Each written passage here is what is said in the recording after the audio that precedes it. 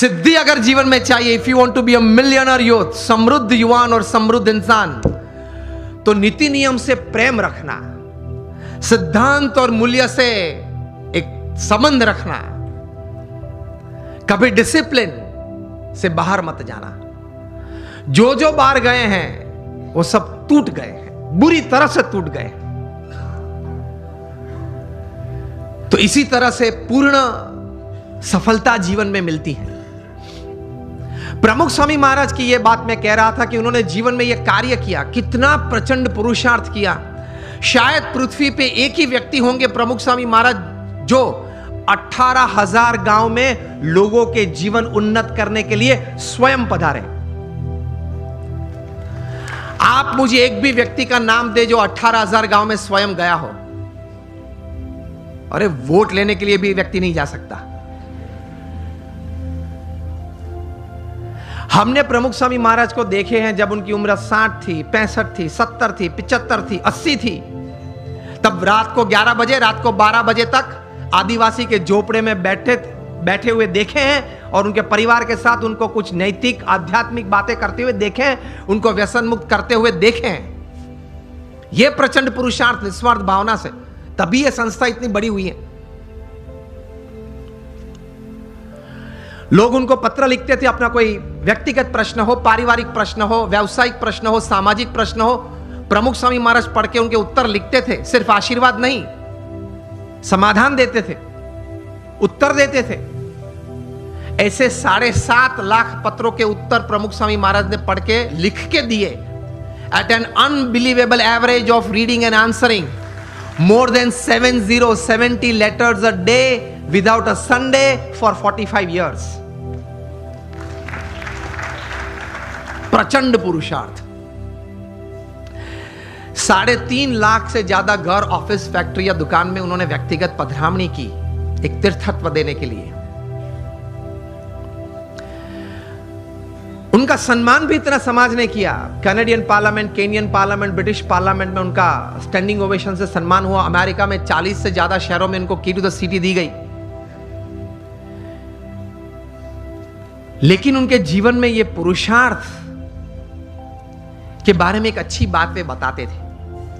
वे कहते थे, मैं उनके शब्द, उनके ये पवित्र शब्द एज इट इज बोल रहा हूं। वे कहते थे कि ये काम अगर मैं 2 सेकंड के बाद करूं ऐसा विचार आए, वो भी आलस है।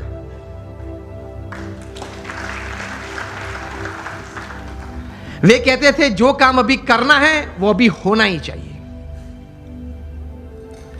हमारी मानसिकता यह है कि आज करना है वो कल, और कल करना है वो परसों। इतनी जल्दी भी क्या है, अब जीना है बरसों। फिर कहते हैं मुझे प्रगति करनी है, जीवन में कुछ सिद्धि चाहिए। तो इस भाव से, इस विचार से ऐसे महापुरुष जीवन में प्रयत्नशील रहते हैं।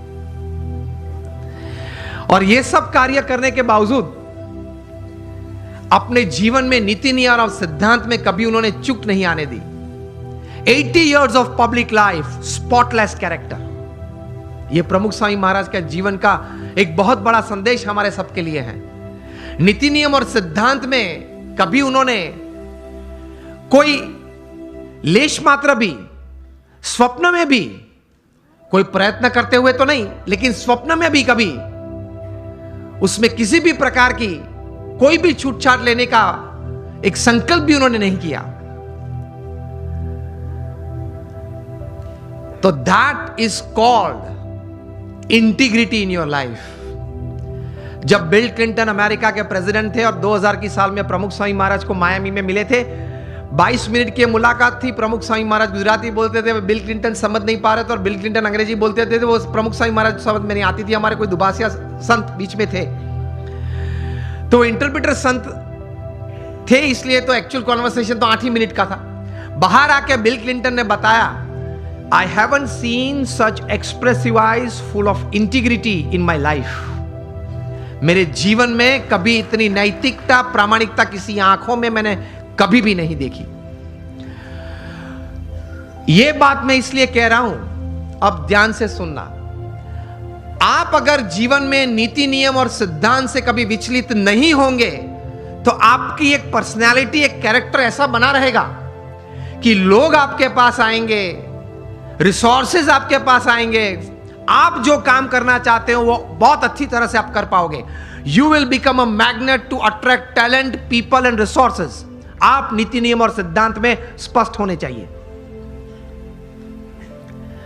गांधी जी के जीवन में सत्य और अहिंसा ये नीति बड़ी थी, हम जानते हैं। तो उनकी एक पर्सनालिटी डेवलप हुई, उनका एक कैरेक्टर डेवलप हुआ। सरदार पटेल के जीवन में ये नीति नियम सिद्धांत स्पष्ट थे, दृढ़ थे। तो उनका एक कैरेक्टर, उनकी एक पर्सनालिटी डेवलप हुई। कहां तक? विंस्टन चर्चिल जो इंग्लैंड के वॉर टाइम प्राइम मिनिस्टर थे, जब नेपोलियन बोनापार्ट ने 300 प्लेन भेजे थे लंदन और पूरे लंदन पे बॉम्बार्डिंग, कारपेट बॉम्बिंग किया था, पूरा लंदन जल रहा था, तब विंस्टन चर्चिल बाहर आए और वी फॉर विक्ट्री की सिंबल दी, जो आज भी हम क्रिकेट मैच में भी यूज कर लेते हैं, लेकिन ये वी फॉर विक्ट्री तब उन्होंने दी थी। And he mobilise the forces and people to fight against, और दूसरा विश्व युद्ध जीता। वे विंस्टन चर्चिल जो वॉर टाइम प्राइम मिनिस्टर थे, सॉरी हिटलर के सामने वे खड़े रहे। वे विंस्टन चर्चिल जो नए आईसीएस ऑफिसर्स बनते थे, इंडियन सिविल सर्विसेज, जो आज हम आईएएस बोलते हैं, उनके कॉन्वोकेशन डे में जब जाते थे तब उनको बोलते थे कि आप भारत जाते हो, आपकी उम्र बहुत छोटी है, युवा हो आप, 25-26 साल के, बड़े बड़े प्रांत के गवर्नर के रूप में आप बैठोगे,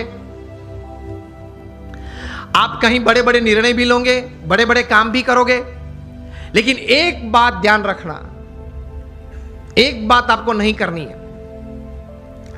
तब this were young and dynamic ICS officers and they used to ask Churchill कि आप क्या बात कर रहे हो, क्या बात नहीं कर रही हैं। तब विंस्टन चर्चिल बात करते थे उनको कि आप भारत जाके सब काम करना, लेकिन गांधी और सरदार के साथ बात मत करना।